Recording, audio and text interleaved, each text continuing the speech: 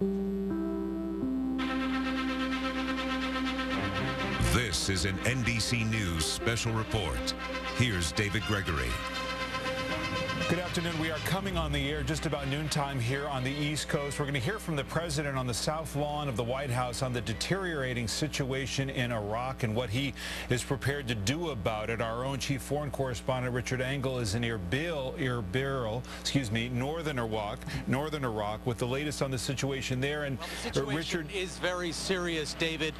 The U.S. faces very difficult choices because the militants are now roughly 40 miles outside of Baghdad. They have been marching on the capital, and along the way they have been seizing American weapons that were left for the Iraqi security forces. Those security forces have mostly been defecting, not putting up a fight. And in the capital itself, in Baghdad, they are bracing for this war to arrive. Checkpoints are being set up. Mosques are putting out public calls for civilians to come and collect weapons to defend the city.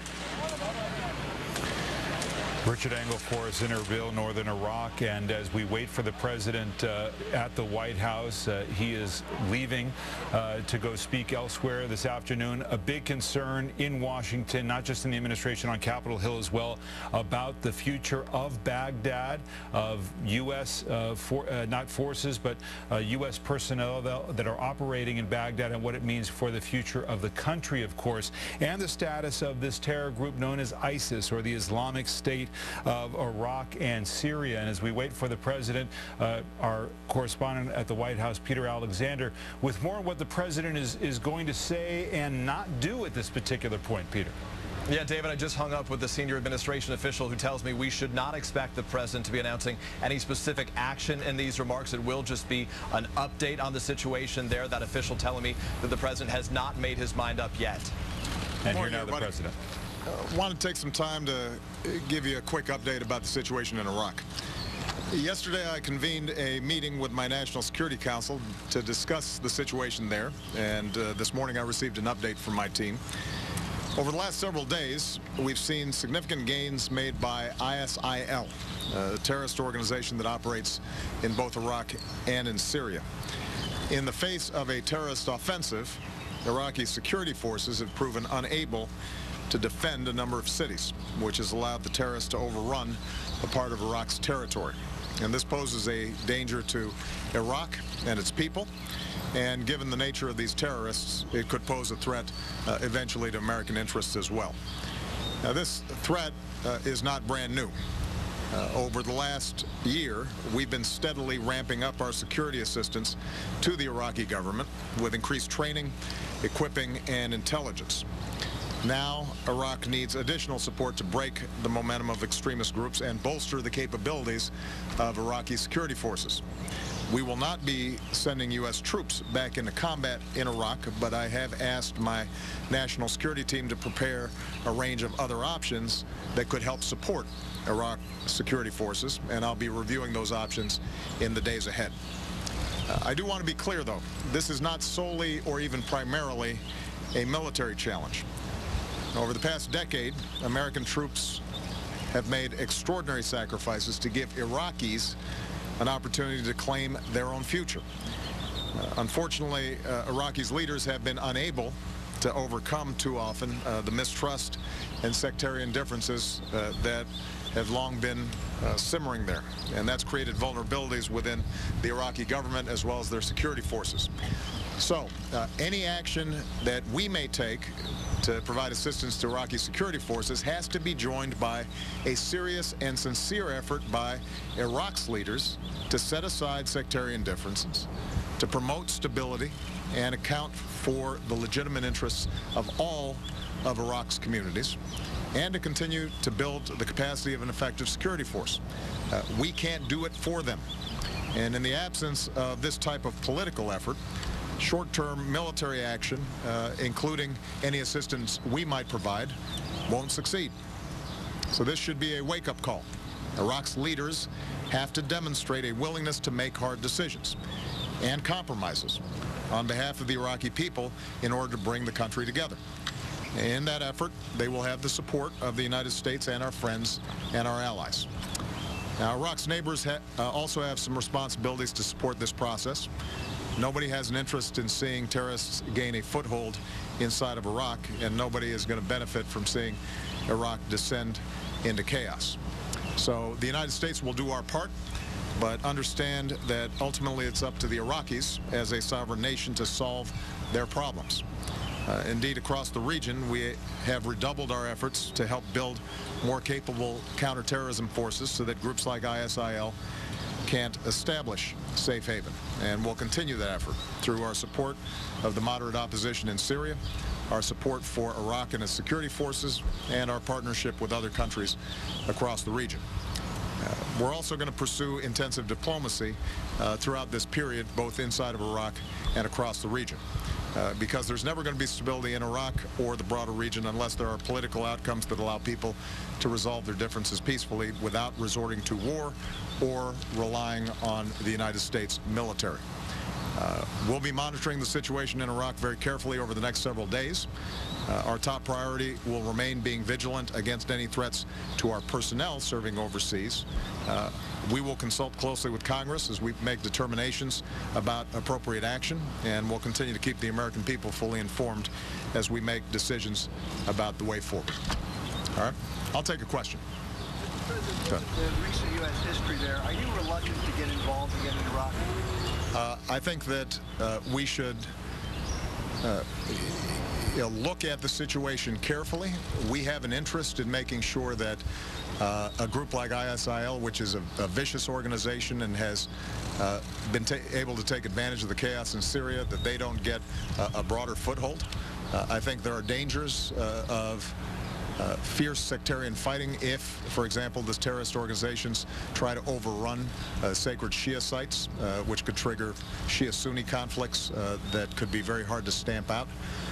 So we have enormous interest there, and obviously our troops and the American people and the American taxpayers made huge investments and sacrifices in order to give Iraqis the opportunity to chart a better course, a better destiny.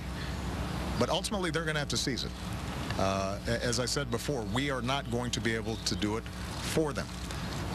And given the very difficult history that we've seen in Iraq, I think that any objective observer would recognize that in the absence of accommodation among the various factions inside of Iraq, various military actions by the United States, by any outside nation, are not going to solve those problems over the long term and not going to deliver the kind of stability that we need. Anybody else? Mr. President, is the Syrian civil war spilling over the Iraq border? And well, I think that's been happening for some time. ISIL has been able to gain a foothold in Syria. That's part of the reason why we've been so concerned about it. That's part of the reason why we've been supporting the Syrian opposition there. But it's a challenging problem. In Iraq, the Iraqi government, which was initially resistant to some of our offers of help, has come around now to recognize that cooperation with us on some of these issues can be useful. Obviously, that's not the case in Syria, where President Assad has no interest in seeing us involved there, and where some of the governments that are supporting Assad have been able to block, for example, UN efforts even at humanitarian aid. But this is a regional problem, and it is going to be a long-term problem. And what we're going to have to do is combine selective actions by our military to make sure that we're going after terrorists who could harm our personnel overseas or eventually hit the homeland. We're going to have to combine that with what is a very challenging international effort to try to rebuild countries and communities that have been shattered by sectarian war. And that's not an easy task. President, have you been in touch with them? What are they willing to do as part of this international effort? Well, we're in contact with them now. So we'll have a better sense by the end of the weekend after those consultations. And we will be getting a better sense from them of how they might support an effort to bring about the kind of political unity inside of Iraq that bolsters security forces. Look, the United States has poured a lot of money into these Iraqi security forces, and we devoted a lot of training to Iraqi security forces.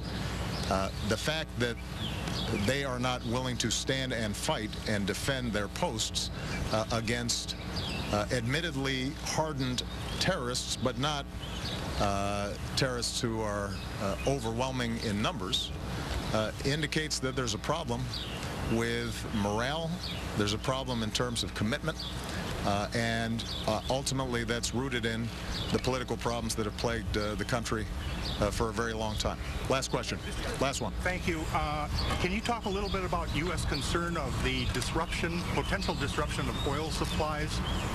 Well, so far at least, we have not seen major disruptions in oil supplies. Obviously, if in fact ISIL was able to obtain control over major output, significant refineries, that could be a source of concern. As you might expect, world oil markets react to any kind of instability in the Middle East.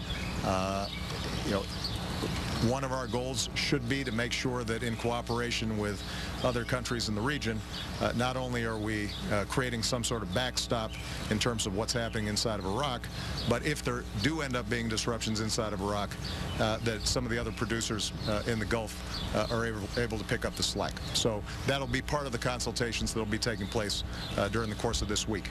Just to give people a sense of timing here,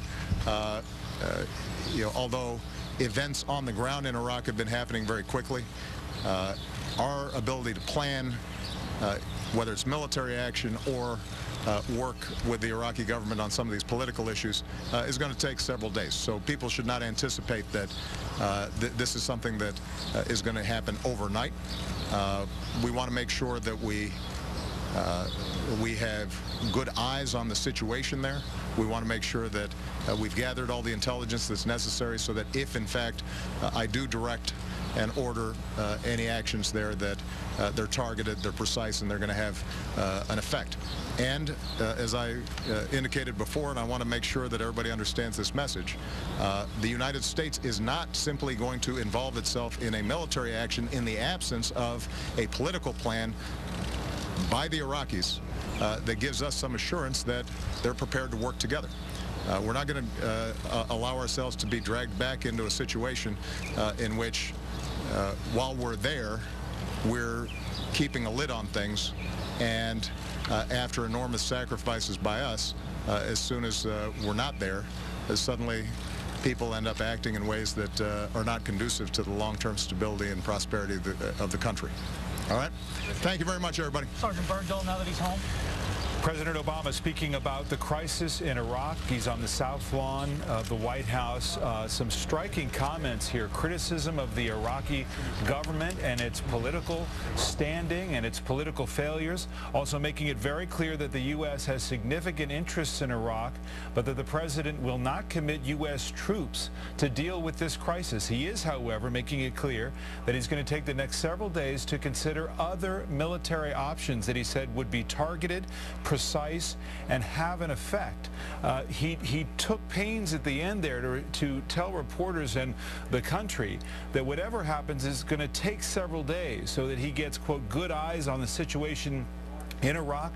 There's a lot of concern about this terror group, ISIL, as the president referred to it, taking control of Baghdad. But the president wants time to assess. And he also made it very clear that the military action alone by the U.S. will not solve the problems of Iraq. As he said, the United States is not going to get dragged back into a situation unless, he said, there is the political actions taken on the part of the Iraqi government as part of this.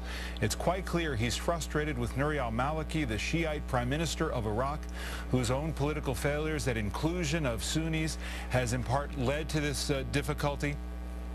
Richard Engel in Erbil, northern Iraq, is still with us. And Richard, very specifically, what do you think the U.S. could do here to have an influence over the next several days or even a week?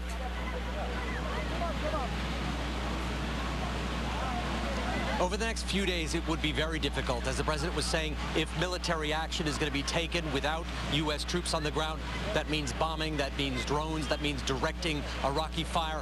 Where exactly are they going to be attacking? These militants move quickly. They move in civilian vehicles. There aren't clear military options here. One thing that struck me, the president called this a wake-up call for the Iraqi government. The Iraqi government sees this as a civil war and may be facing collapse. Richard Engel in Iraq, of course, criticism already of the president from some on the right who think that U.S. troops were withdrawn too quickly. Also, the prospect here, as the president talked about, others in the region.